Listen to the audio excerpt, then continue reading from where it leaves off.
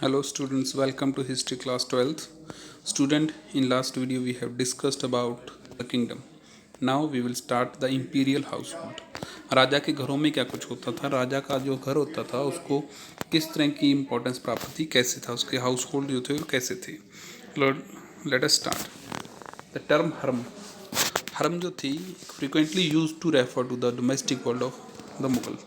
जो घर था यानी कि जो डोमेस्टिक लाइफ थी मुगल्स की, उसको रिप्रेजेंट करने के लिए जो नाम यूज़ होता है उसका नाम कहते थे हरम. तो पर्शियन वर्ड से ओरिजिनेट हुआ हरम, मीनिंग सेक्रेड प्लेस, जिसका मतलब होता है एक पवित्र स्थान.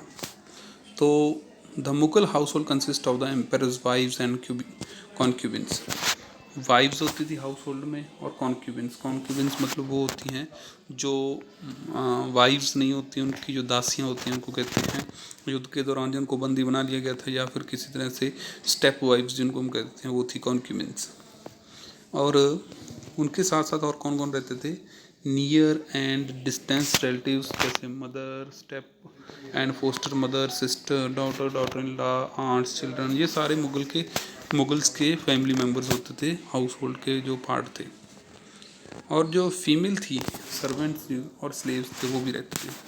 पॉलीगेमी प्रैक्टिस होती थी. पॉलीगेमी आपको पता है, इंडियन सब कॉन्टिनेंट में पॉलीगेमी के बारे में अपने पहले ही पढ़ा था. रूलिंग एलाइट में काफ़ी ज़्यादा पॉपुलर थी. एक राजा काफ़ी सारे विवाह कर लेता था. जैसे राजपूत क्लैंस जो थे, मुगल क्लैंस जो थे, इनमें आपस में मैरिटल रिलेशन थे, अकबर ने बनाए थे. तो ये किस वजह से था, मुगल्स और राजपूत आपस में अलायंस बनाने के लिए इस तरह का जो रिलेशन बनाते थे. बदले में क्या होता था, जैसे अकबर ने क्या किया था, gift of territory was often accompanied by the gift of daughter in marriage. तो जो भी मतलब राजा अकबर ने क्या किया था, लड़ाइयाँ करके जो किंगडम हासिल कर सके, ठीक उसके बाद मैरिटल रिलेशन स्टार्टअप किए, जिसमें क्या होता था, गिफ्ट में जैसे मैरिटल, जैसे ही मतलब गिफ्ट जो राजा की बेटी की शादी होती थी तो दहेज में बहुत सारा जो एरिया था, टेरिटरी थी, वो अपने दामाद को दे देता था. तो इस तरह से ये सिस्टम चला. तो this ensure the continuing of hierarchical relationship between ruling groups.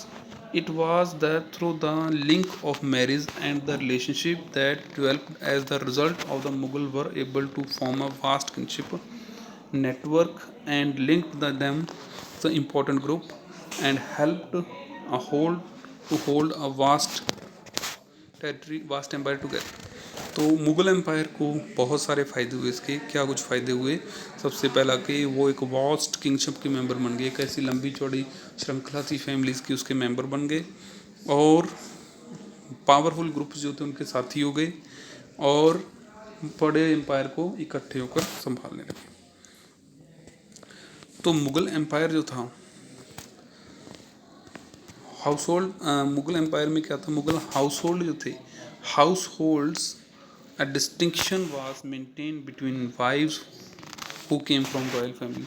एक तो होती थी बेगम जो रॉयल फैमिली से वाइफ होती थी. एक वाइफ्स होती थी जो मतलब कि नोबल बर्थ नहीं था, यानी कि नोबल फैमिली से यानी कि रॉयल फैमिली से नहीं है, उनको कहते थे आगा. वाइफ्स दो तरह की होती थी.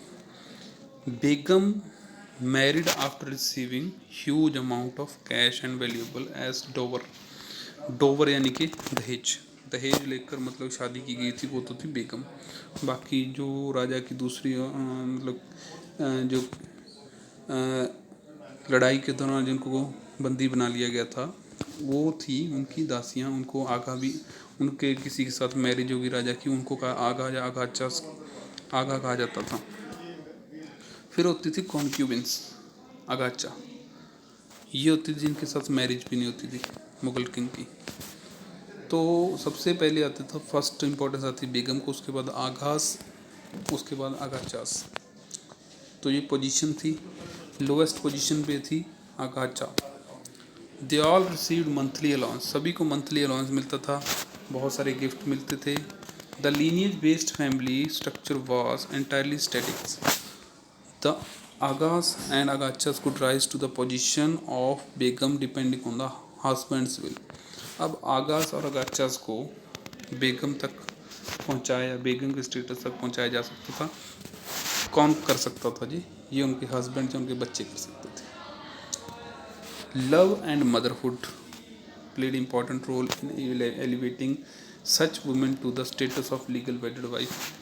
बच्चे या फिर हस्बैंड ये दोनों कर सकते थे, यानी आपको बताया गया लव एंड मदरहुड जो थी वो इनके लेवल को इंक्रीज कर सकती थी।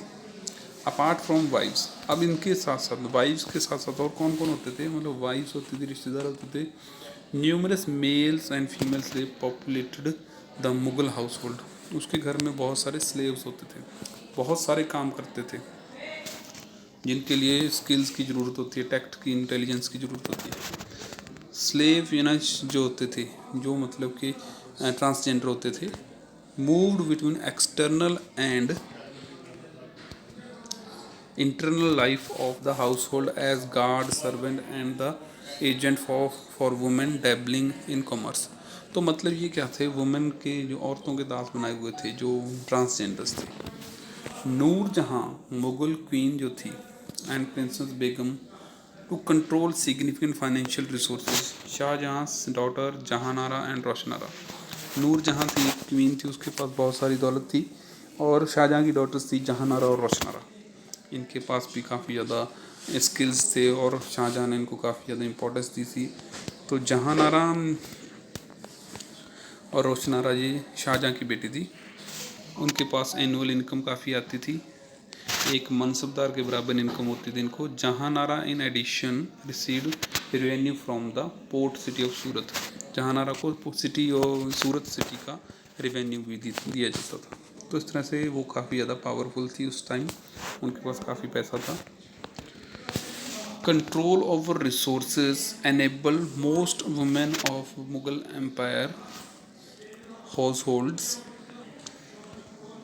Building commission building and gardens. Jahanara के पास बहुत सारा पैसा था, उसने क्या किया, बहुत सारे आर्किटेक्चरल प्रोजेक्ट जो थे शाहजहाँ की नई कैपिटल दिल्ली के लिए, यानी कि जिसको हम शाहजहानाबाद कहते हैं, उनके लिए स्टार्ट किए, क्योंकि उसके पास पैसा था, ऐसा काम वो कर सकती थी। तो क्या किया उन्होंने, among these was an imposing double storied caravanserai होता है, ग्रुप्स ऑफ ट्रेडर्स जो होते हैं उनको आने जाने के लिए काफ़ी दिक्कत होती है उस टाइम, तो रास्ते में रात हो जाती थी, रहने के लिए जो जगह होती थी उसको कारवांसराय कहते थे। चांदनी चौक का जो बाज़ार था उसको सजाने का जो रिस्पॉन्सिबिलिटी थी वो शाहजहाँ ने की, डिज़ाइन किया उसका जहानारा ने।